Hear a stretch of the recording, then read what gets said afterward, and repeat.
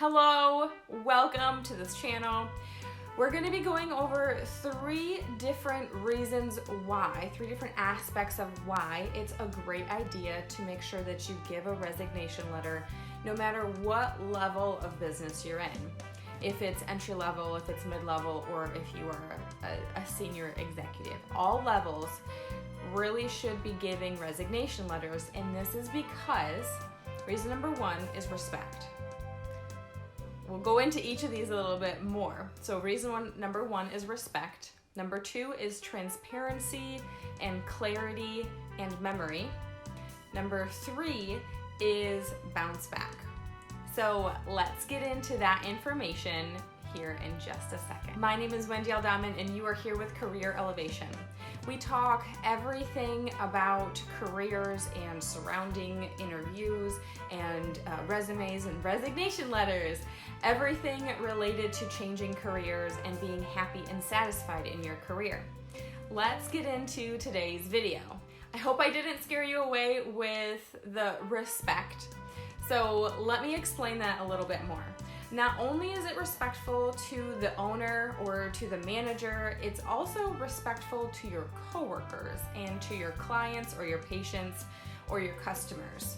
If you have any sort of relationship with your clients, your customers, your patients, this is very respectful to them.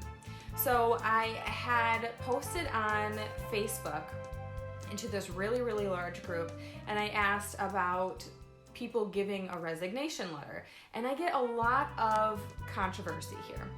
The majority of people say that they've never given a resignation letter. Now, I can understand some of their reasons. Some people said I was there for like a month, and in the beginning of the day, the owner just decided to yell at me, and I just respectfully put my key down and walked out the door. You don't really have a relationship with your clients or your patients at that point. You should never, ever have to deal with an owner being rude to you. If someone is literally screaming at you, there is no need for that.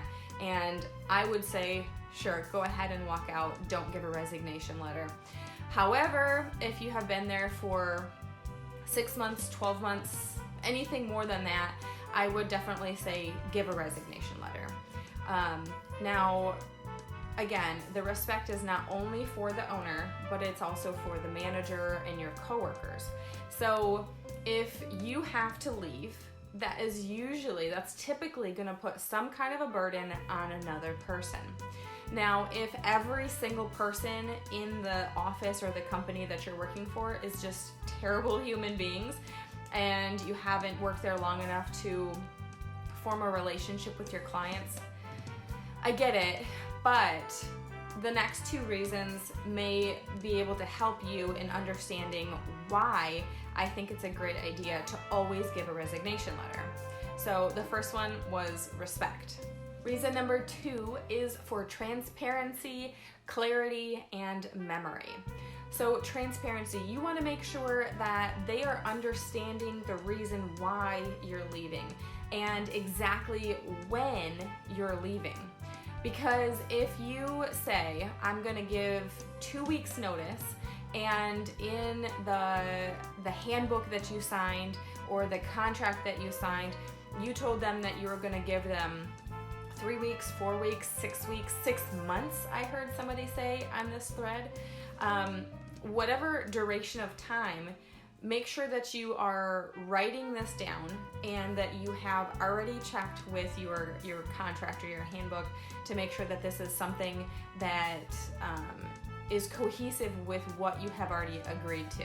My assistant here also says that it's a really good idea to make sure that in your resignation letter, you also tell them the exact date that you're going to be leaving. This will help with the clarity, and you give them an exact date rather than just saying, I'm giving my 2 weeks notice, so that you don't have to worry about anything about exactly when you're going to be leaving. It is written down, your exact last date. I'll also say it could be a good idea to say when you start your new job. If you're leaving on a Friday and you're starting on a Monday, for example, that could be a good thing to do, is to say that you're starting on that Monday. Are you good, Roxy? You done looking? Thank you. The memory piece also goes into, if you happen to leave and there is some kind of hiring manager change or ownership change, and there's a potential that you could go back to this business, you want to make sure that in your resignation letter you are extremely clear if there's any way that you might be coming back to this business. And that is going to lead me into point number 3. But the memory part is also so that if in the future, if we get asked for another business that you're going to be hiring with, if they ask you to see your resignation letter for any past companies that you've worked for, that could be a thing that starts to come up in the future. It's always better to be more prepared. I mean, these letters can take you less than 30 minutes, like less than an hour. It doesn't take that much time to be able to draft a resignation letter. And I think it's also good to add into this resignation letter some reasons why you like this company or some benefits about this company. Think about if you were to receive the letter. You wouldn't want to just be like bash, bash, bash, right? You would want to be like kind of bash, but you want to beat around the bush with the negative aspects, because you don't need to just divulge all of the bad things that have happened while you're working at this company. Rather, kind of beat around the bush. So if you had a problem with a coworker, then you could say, the majority of my coworkers were wonderful. I had slight problems with one of them. We couldn't resolve our issues, and therefore I'm deciding to move on. Something like that. You don't need to say, Samantha was a really big jerk and she was always yelling at me. You can beat around the bush so that if somebody in the future, another HR person, happens to see this resignation letter, if they're going through your files, if somebody else is inquiring about you, whatever the case may be. You may not be in your exact same situation in 5 to 10 years from now, so you want to make sure that you are taking the steps for your future self versus your now self. Okay, that last portion and the bounce back that I was telling you that I'm going to skip back to point number 3 about, let's talk about that, the bounce back. If you have one coworker that is just absolutely nasty, or one associate that works there, or one co-owner that works there, if that bad person leaves and you loved everything else about the business besides that one person, but they were too high up and they weren't listening to the things that you needed to change in order for you to stay there, type of thing, if that one person changes or leaves, you may want to go back. So this is another reason why you want to make sure that you have all of this clarity and transparency around your resignation letter, so that if in the future, 5 years later, these people that you didn't like, or this one manager or this one associate decides to leave, if a new HR person comes in and they're like, well, she's already worked here, but what was the reason why she left? Or let's go back and look at her history, basically. Why did she leave, and can she be a good and valuable team member again?